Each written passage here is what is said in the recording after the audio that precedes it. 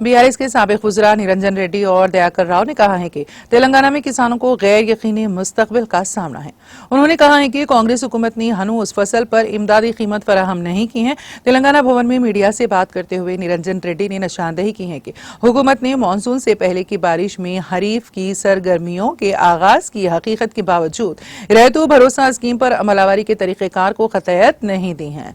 रियासती हुकूमत फी एकड़ 10,000 एकड़ की इमदाद की फराहमी में नाकाम हो गई हैं। కలిగి వ్యవసాయ భూమిగా నమోదై ఉన్న మొత్తం భూమిలో 1,52,00,000 ఎకరాల భూమిలో 5 ఎకరాల లోపు భూ విస్తీర్ణం కలిగినటువంటి కమతాల సంఖ్యనే అత్యధికం 92.5%. టోటల్ అగ్రికల్చర్ ల్యాండ్ లో 92.5% భూమి 5 ఎకరాల లోపు ఉండే రైతుల చేతుల్లోనే ఉంది.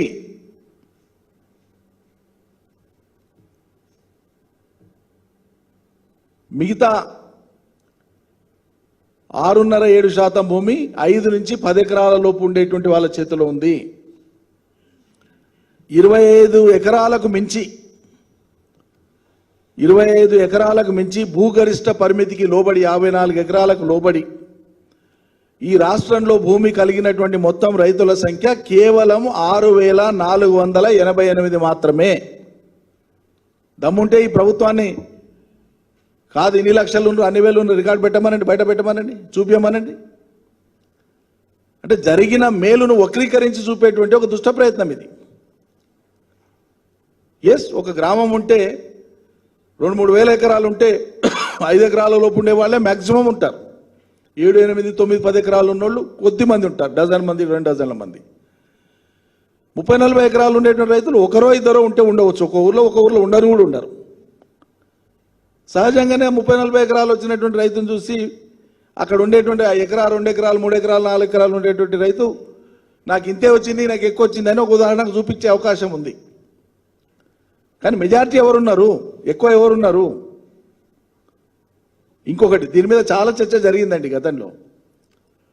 ఇంకొక అంశం నేను మళ్ళీ పునరుద్ఘాటిస్తున్నా, మళ్ళొకసారి చర్చించమని ఆలోచించమని కోరుతా ఉన్నా అందరినీ. అసలు రైతు బంధు దేనికి ఇచ్చినాం? మనం 100 సార్లు చెప్పినాం ఈ విషయంలో, శాసనసభలో చెప్పినాం, బయట చెప్పినాం, ముఖ్యమంత్రి గారు అనేక సందర్భాల్లో చెప్పారు. ఇది కేవలం ఒక రైతుకు ఎదిరిచ్చే పెట్టుబడి మాత్రమే కాదు, అది మాత్రమే కాదు, పెట్టుబడే రైతుకు సాయమే, కానీ అది మాత్రమే కాదు. నేను రేవంత్ రెడ్డి గారు కానీ కాంగ్రెస్ పార్టీ వాళ్ళకు కూడా నేను విజ్ఞప్తి చేసేది ఏంటంటే, 10 ఏళ్ళు మీరు కాంగ్రెస్ ప్రభుత్వం ఉన్నప్పుడు రైతులకు ఏం చేసింది అనేది ఒక్కసారి రివ్యూ చేసుకోండి. 10 ఏళ్ళల్లో టీఆర్ఎస్ ప్రభుత్వంలో రైతులు ఏ రూపంగా బాగుపడ్డారు, ఎంత సాగు పెరిగింది, రైతులకు ఎంత హ్యాపీ అయినరు, రైతుల భూముల రేట్లు ఎట్లా పెరిగినాయి, రైతుల ఆస్తులు ఎట్లా పెరిగినాయి, రైతులకు ఎంత లాభం జరిగిందనేది రివ్యూ చేసుకోండి. ఇంత మునుపు నిరంజన్ రెడ్డి గారు చెప్పినట్టు 4,50,000 కోట్లు మీరు రైతుల కోసం ఖర్చు పెట్టారు. మీరు ఏం ఖర్చు పెట్టబోతున్నారు? నేను ఒకటే రిక్వెస్ట్ చేస్తున్నా, ఇలా రైతులు హ్యాపీగా ఉన్నారు, కానీ ఈ 6 నెలల లోపల ఎంత ఇబ్బంది పడుతున్నారు అనేది కూడా మీరు రివ్యూ చేసుకోండి. కాంగ్రెస్ ప్రభుత్వం వచ్చిన తర్వాత కరెంటు పోతుంది, మోటార్లు కాలిపోతాయి, స్టార్టర్లు కాలిపోతాయి, ట్రాన్స్ఫార్మర్లు కాలిపోతాయి, అల్లకొల్లలు అవుతాను కరెంటు లేక. మళ్ళీ పాత రోజులు గుర్తుకొస్తున్నాయి. ఇది వాస్తవం కాదా? చెల్లల్లో నీళ్ళు లేవు, ప్రాజెక్టులకు మెయింటెనెన్స్ ఇస్తలేవు, 6 మంత్స్ నుంచి మెయింటెనెన్స్ లేదు, దేవాదులు లేదు, కాళేశ్వరం లేదు, అన్ని ప్రాజెక్టులు మెయింటెనెన్స్ లేక నీళ్లు వస్తలేవు, చేతులు ఎత్తేసినారు దేవాదుల వాళ్ళు. దాన్ని వాస్తవం కదా? మీరు బిల్లులు కూడా ఇస్తలేరు, ఇవాళ చెల్లలకు నీళ్లు నిండుతలేవు, మీ మీ మీ ఆర్గనైజేషన్ మొత్తం కుప్పగూలిపోయింది, రైతులు అల్లకొల్లం అవుతున్నారు. ఇది వాస్తవం కాదా? ఆ రోజు కేసీఆర్ గారు చెర్లు బాగు చేసి, చెక్ డ్యాములు కట్టి, ప్రాజెక్టులు పెంచి, 24 గంటల కరెంట్ ఇచ్చి, రైతుకు పెట్టుబడి ఇచ్చి, ఎన్నో తీర్ల ప్రతి గింజ కొన్నా. కానీ ఈరోజు మీరేదో రైతు ప్రభుత్వం అని గొప్ప చెప్పుకుంటే సిగ్గనిపిస్తలేదా? ఈ రుణమాఫీ అన్నావు, నువ్వు 15వ తారీఖు వరకు ఏం చేస్తున్నావు? ఆగస్టు 15కు ఒకసారి రికార్డు తీసుకో, మొత్తం ఆ స్కీమ్స్ అన్ని ఇంప్లిమెంట్ చేస్తా ఉన్నావు. నీ బోకస్ మాటలు కావా? ఆ రుణమాఫీ మీద కూడా రైతు మంది మీద ఒక షరతు పెడతావు, రుణమాఫీ మీద ఒక షరతు పెడతావు, అన్ని లింకులు పెట్టి ప్రజలను మోసం చేసే ప్రయత్నం చేయకుండ్రి. పార్లమెంట్ ఎలక్షన్ల ముందేం మాట్లాడావు, అసెంబ్లీ ఎన్నికల ముందేం మాట్లాడారు, ఎన్నికలు అయిపోయిన తర్వాత ఏం మాట్లాడుతున్నావు? దయచేసి ఇప్పుడు రైతుల పరిస్థితి ఘోరంగా ఉన్నది. విత్తనాలు దొరకక, ఎరువులు దొరకక ఎనడని వచ్చిందా 10 ఏళ్ళ పీరియడ్లా? విత్తనాలు దొరకలేదని ఒక మాట వచ్చిందా? ఎరువులు దొరకలేదని ఎక్కడన్నా మాట వచ్చిందా? ఒడ్లు వంటలేరనే మాట ఎక్కడన్నా వచ్చిందా? తడిచిన ఒడ్లను కూడా కొన్నాం. ఇవాళ ఎంత గోసపడుతున్నారండి. ఒక్కసారి మీరు ఆలోచించండి. కేసీఆర్ గారు దూరదృష్టితోటి పామాయిల్ తోటలు పెట్టి సబ్సిడీలు ఇచ్చి తెలంగాణ రాష్ట్రం ప్రతి జిల్లాకు ఒక ఫ్యాక్టరీ శంకుస్థాపన చేస్తే 6 నెలల బట్టి వాళ్ళకి సబ్సిడీ లేదు. పామాయిల్ అన్నీ తీసేసుకొని దున్నుకుంటారు. పామాయిల్ ఫ్యాక్టరీలు ఎక్కడ కూడా మొదలు కాలేదు. ఇక ఫ్యాక్టరీలు మొదలు కాకపోతే ఇక పామాయిల్ కూడా కొంటోళ్ళు లేడని మొత్తం దున్నేస్తాను. సిగ్గనిపిస్తలేదా? ఇంకేదో రైతు ప్రభుత్వాన్ని గొప్ప చెప్పుకుంటున్నారు మీరు.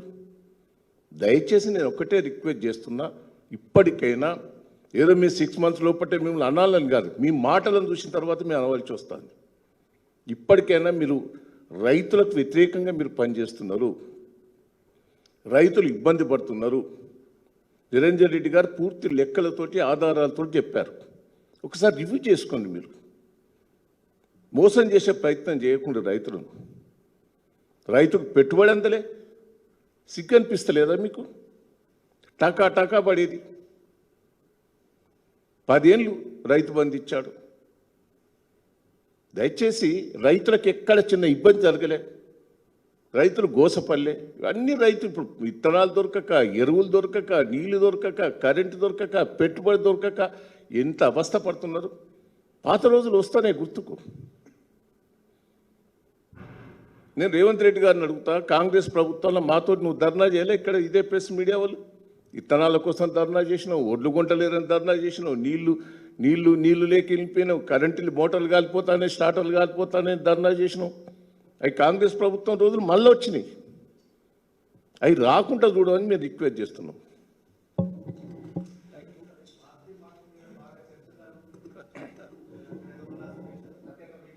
దయచేసి నా కాన్స్టిట్యున్సీ మీటింగ్, నా రివ్యూ మీటింగ్ పెట్టుకున్నాను.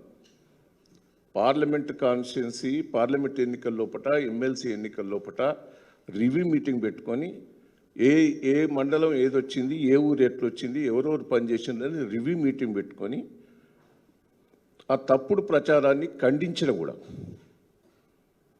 ఇది కావాలని ఎవరో తప్పుడు ప్రచారం చేస్తున్నారు. దయచేసి నేను పార్టీ మారే ఆలోచన లేదు. కేసీఆర్ గారిని ముఖ్యమంత్రిని చేయాలనేదే నా ధ్యేయం. నేను దానికోసమే సిద్ధంగా ఉన్నా. దయచేసి ఇవన్నీ కూడా సోషల్ మీడియా రిక్వెస్ట్లను, ప్రెస్ మీడియా వాళ్ళని అందరినీ రిక్వెస్ట్ చేస్తున్నా. కొద్దిగా బాధతో ఉన్నా దాంతో. ఎందుకంటే పార్లమెంట్లో ఓడిపోయినామనో, అసెంబ్లీలో ఓడిపోయినామనో ఇవన్నీ బాధతో ఉన్నాం తప్ప దయచేసి తప్పుడు ప్రచారం చేయకుండా నా జీవితంలో నేను ఇప్పుడు పార్టీ మారే ఆలోచన లేదు.